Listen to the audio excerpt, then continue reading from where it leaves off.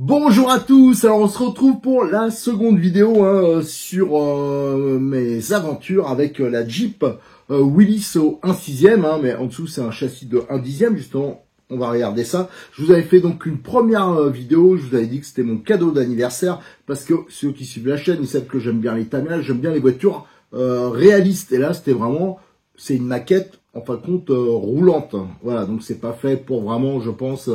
si on garde d'origine, je veux dire avec les pneus d'origine, tout ça, pour faire du crawler à bon niveau. C'est vraiment pour avoir quelque chose de réaliste, sympa. Et moi, ça va me servir pour tous les rassemblements de voitures anciennes, oui, échelle 1 que je fais. Donc ça, en démonstration, je pense que ça va pas mal plaire. Et je ferai un tout petit peu de crawler avec, mais... vraiment light, parce que j'ai pas envie qu'ils apprennent une gamelle pour paniquer, rien quoi. Donc ça veut dire qu'il faut vraiment pas forcer au niveau crawler. Et je pense qu'avec ces pneus là, de toute façon, on sera automatiquement limité. Entre temps, j'ai reçu la seconde partie de mon cadeau d'anniversaire. Donc c'est la même. Je vous ferai une vidéo, peut-être qu'au moment où je vais publier ça, elle sera déjà en ligne. Donc c'est la même, voilà.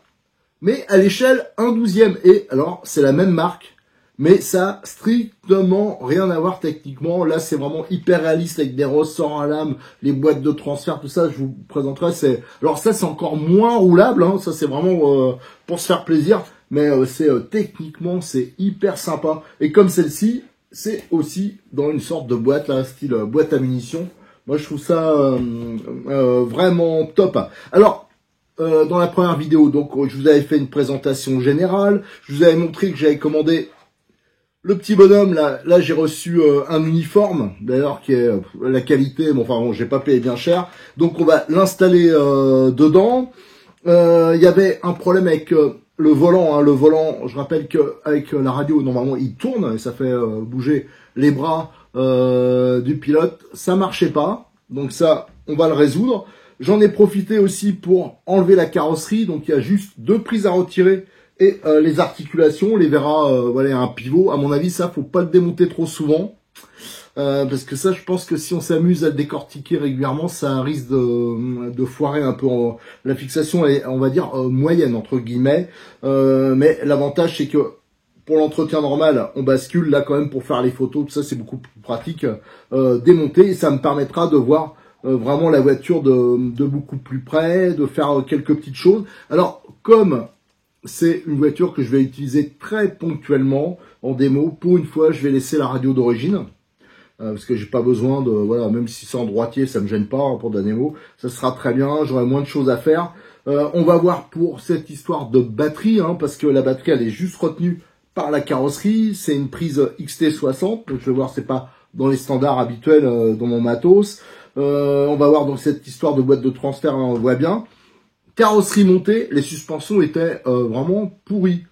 À mon avis, il y a quelque chose qui touche, parce que là, alors c'est pas génial, mais au moins ça remonte complètement, ce qui n'était pas le cas d'origine. Alors ça aussi, il va falloir que je regarde pourquoi ça coince, enfin c'est assez désagréable.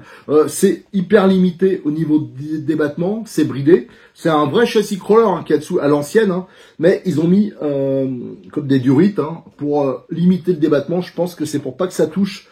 Comme c'est vraiment une maquette roulante, pour pas que ça touche. Celui qui voudrait l'utiliser vraiment en crawler un peu plus poussé, il suffirait de débrider et on gagnerait bien sûr surtout pour le croisement des ponts, là, qui reste quand même relativement modeste.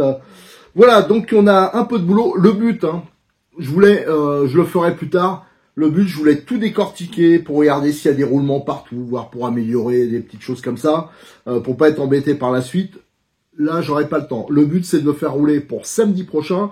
Là, on est lundi, à l'occasion de notre journée porte ouverte de juillet. Je veux vraiment que la voiture soit prête, qu'il y ait le pilote dessus, que ça marche, juste pour rouloter comme ça et la présenter avec sa petite sœur là, et aussi la Kubelwagen. On fera une petite expo, c'est pour montrer. Voilà. Allez, maintenant, ce qu'on va faire, c'est comme j'ai retiré... Vous allez voir, la carrosserie, là je l'ai retirée, ça pèse 1 tonne et il y a plein d'éléments qui sont démontables. Et bien sûr, on va aussi regarder toute la partie électronique et la partie mécanique. Donc comme prévu, j'ai séparé la carrosserie du châssis. Ça, c'est pour faire les photos, vous montrer vraiment comment c'est fait. À la base, je voulais faire une petite préparation sur le châssis, mais en fin de compte, je vais laisser Comme ça, je vais juste vérifier quelques serrages, on va regarder pour les prises. Mais j'aurai pas le temps et je veux le tester comme ça. De toute façon, c'est pas une voiture où je veux faire des exploits avec ça. Alors, je vous rappelle, hein, si on regarde en dessous, que l'articulation, elle se fait ici. Hein, donc, ça s'articule sur l'avant, sur ces pivots-là. Hein. Alors, par contre, à mon avis, il faut pas le démonter trop souvent. Ça se vise dans du plastique. On le verra après sur le châssis. Et il y a fixation par 2 serre-clips ici. Là, c'est celle qui va retenir, c'est là qu'il y a la batterie. En fin de compte, en dessous, on verra, ça correspond. Là, on voit le petit cerveau qui va actionner le volant. Pour le rendre plus réaliste, ça, c'était débranché. Donc, il a fallu que je démonte pour le remettre en place. Et là, on voit, il y a tout ce qui est donc la prise du cerveau. Et là, le câblage pour l'éclairage. Si on le rabat ici, le reste, hein, c'est exactement pareil. À noter quand même la finition. Même si le plastique, là, il a un aspect par rapport à la version 1/12e un peu trop brillant. C'est moins, disons, fini que la version 1/12e. D'ailleurs, on la mettra à côté. Tout à l'heure, je vais aller la chercher, vous verrez la différence. Mais c'est quand même pas mal, quoi. Sur cette base-là, on peut faire des choses quand même hyper sympas. Entre-temps, j'ai aussi habillé Arnold. Hein. J'ai reçu un uniforme, donc bon, je l'ai mis dessus. J'ai eu du mal. C'est pas cher, mais je peux vous assurer que la qualité elle est pas terrible. Regardez au niveau des bras, c'est beaucoup trop court. Alors, est-ce que c'est lui qui a les bras beaucoup trop longs? Je sais pas, mais en tout cas, ça allait pas super et toutes les fermetures, elles ont pété direct. Hein, voilà, donc j'ai essayé de le mettre le mieux possible. Donc ce sera pas mal. Et j'ai retiré les pieds parce que on verra quand on essaiera de le mettre. Si vous laissez les pieds, on n'arrive pas à l'enquiller derrière le volant. Allez, maintenant, on va regarder. La partie châssis. Tiens, pour rappel, hein, la caisse, la fausse caisse de bois ici, c'est en dessous qu'il y a, ça correspond alors, en fin de compte à l'emplacement de la batterie. Allez, maintenant je vais prendre le châssis. Alors, on va mater de près ce châssis. Avant, je veux juste vous montrer, hein, j'ai mis en place notre Arnold dessus. Je pense qu'il faudra quand même le fixer. Voir, bon, ça on verra plus tard, mais il y a plusieurs mains qui sont livrées avec. Bon, ça permet d'agripper au volant. On verra déjà ce que ça va donner quand on fait fonctionner le volant. Est-ce que ça tourne les bras? Est-ce que ça glisse? Ça sera juste avant d'aller rouler. Alors, nous avons notre châssis. Alors, donc, avec ces jantes réalistes, ces pneus réalistes. Alors, c'est ça que souvent, quand on en voit, ils les changent par des vrais pneus crawlers.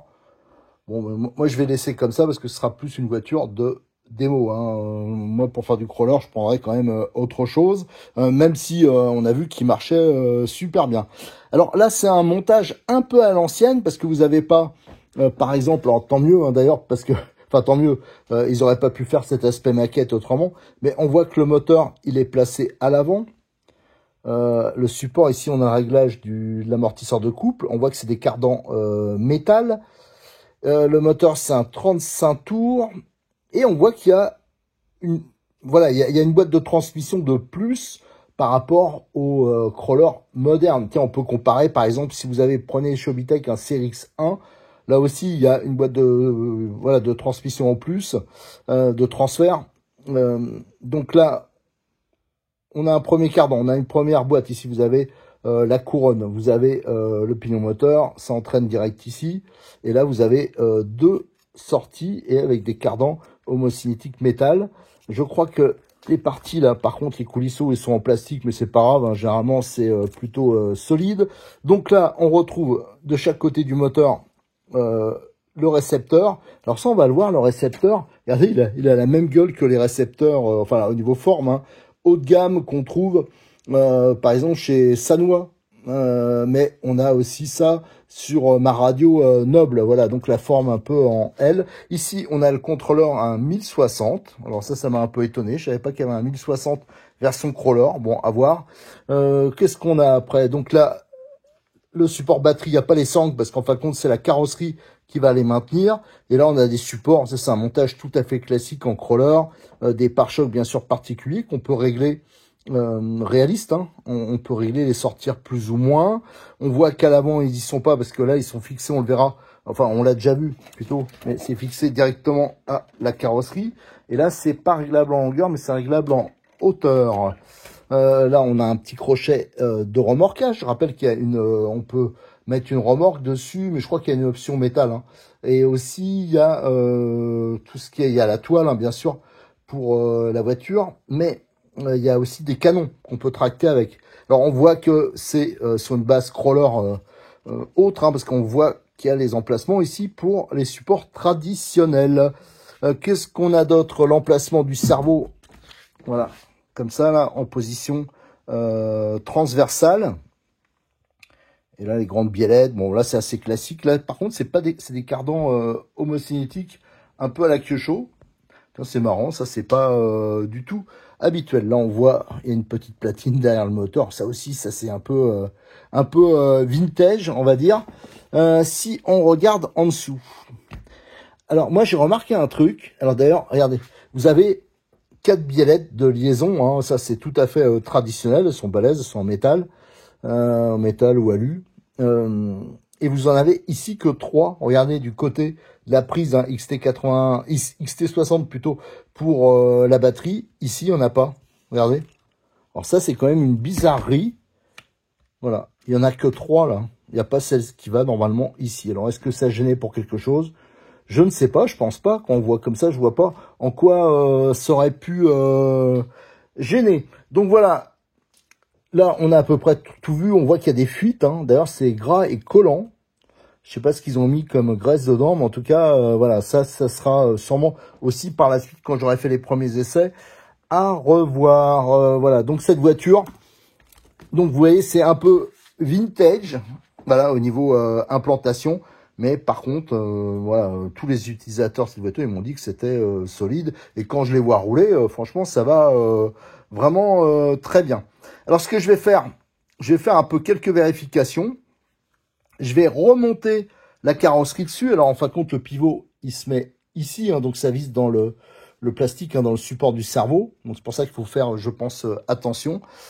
Je fais la vérification. Et sur la prochaine vidéo, alors je vous montrerai, hein, une fois que j'aurai tout remonté, on fera des petits essais radio. On verra notamment si le pilote, le volant, si ça tourne bien, tout ça. Et ensuite, le prochain rendez-vous, hein, on le testera en version très light, hein, parce que je veux pas que ça fasse de gamelle, au domaine Bois de Rose. Allez, je remonte tout ça, je fais mes vérifications, je remonte, et je vous retrouve tout de suite. Voilà, j'ai remonté la carrosserie. Alors, je vous confirme, hein, pour l'histoire du pivot, là, à ne pas démonter tous les 4 matins, à moins d'avoir un support pour le cerveau de direction d'avance, hein, parce que on sent bien que ça risque de foirer, que c'est, voilà, c'est un peu chaud. L'éclairage là, donc il est allumé, c'est parce que je l'ai branché. Pour renclencher à l'arrière, hein, la carrosserie, ça se met plus ou moins bien. Il va falloir que je regarde ça aussi, parce que faut bien tirer en arrière. Et après, on entend comme un gros crack là, donc ça va falloir que je vérifie. Une fois que la carrosserie est mise sur la voiture, sans la carrosserie, les suspensions, c'était à peu près correct, on va dire. Là, une fois qu'il y a la carrosserie, il va falloir bien durcir parce que la carrosserie, elle est assez lourde. Et là, la voiture, regardez, elle est par terre. Hein. Donc ça va falloir que je le voie avant d'aller au domaine Bois de Rose, avant de faire les essais. J'aurai pas le temps d'aller rouler avant, donc ça sera direct. Pour le cerveau, voilà, qui commande le volant. Là, faut faire gaffe parce que la course, voilà, elle est assez importante. Et avec les mains, si je les mets directement dessus, ça coince, ça bride, à mon avis, le cerveau, il va vite s'abîmer. Donc, on peut en mettre une. Alors, ce qui est embêtant, c'est que les manches, elles sont trop courtes. Hein, ça fait franchement moche. Alors, je vais voir si je peux trouver des gants, des trucs. Alors là, ce sera encore pire. Voilà, ça va camoufler, mais par contre, on verra peut-être moins. Enfin, il va falloir que je vois ça, parce que là, vraiment, et si je tire dessus, ça va pas, ça revient. De toute façon, ça fait un peu élastique. Donc ça, c'est esthétiquement, c'est pas terrible. Alors, est-ce qu'il faudra pas lui mettre quelque chose dans la main? Bon, je vais voir, hein, peut-être en mettre une ici, que la main ici, là, ça semble pas bridé. Autrement, franchement, ça gêne. Alors, il va falloir que je vois les autres, ce qu'ils ont fait. De toute façon, il faudra aussi le fixer. Alors, il faut que je puisse le fixer sans rien abîmer. Hein. Donc, on aurait pu penser à du velcro, des trucs comme ça. Mais si je mets du velcro sur le revêtement mousse, là, je vais l'abîmer. Donc, ça, va falloir voir, parce que là, le pilote, le risque, c'est de le perdre. Alors là, ils ont mis des petits colliers, parce que ça, c'est normalement pour la capote. Alors ça aussi, je vais virer, je vais voir exactement comment on peut faire, parce que l'option capote est vraiment trop chère, et en plus, bon, elle m'intéresse pas spécialement. Voilà ce qu'on pouvait dire hein, sur cette voiture. Hein. Donc voilà, cette deuxième partie, je voulais vraiment vous montrer le démontage, comme la carrosserie une fois qu'elle est démontée, montrer ce qu'il y avait en dessous, et aussi le montage du pilote, hein, version, je vous dis, économique, parce qu'il y en a qui sont beaucoup plus chers que ça, alors j'espère même les uniformes, tout ça, donc je pense que ça doit être quand même de bien meilleure qualité. Donc on se retrouve samedi, hein, je vais prendre la voiture avec moi et on fera un tout petit peu de roulage avec ce bolide, et le jour où j'aurai le temps, ben on se lancera, parce que je pense que ça vaut le coup à le faire façon maquette, hein, roulante, donc voir vraiment les détails. Moi je vais régulièrement sur des rassemblements de voitures anciennes, j'en profiterai pour me prendre voilà, prendre le bolide en photo avec des vrais Jeeps, de le montrer aux amateurs de Jeep. Je pense que ça les intéressera, et un peu de copier les décos, les accessoires, tout ça qui font. Allez, merci, à très bientôt donc sur notre chaîne YouTube. Je remercie quand même Cyril, parce que c'est lui qui m'aide pour les accessoires, toutes ces choses-là, et sur quasiment 90% des présentations, c'est grâce à lui que je peux les faire. Là, c'était un peu particulier, hein, c'est un cadeau d'anniversaire. Et bien sûr, je vous invite à venir sur le forum, où là j'ai bombardé, hein, j'ai aussi démonté, c'était pour les photos. On va bombarder d'images de photos, et je vous mettrai ça sur un sujet spécifique. Allez, merci, à bientôt.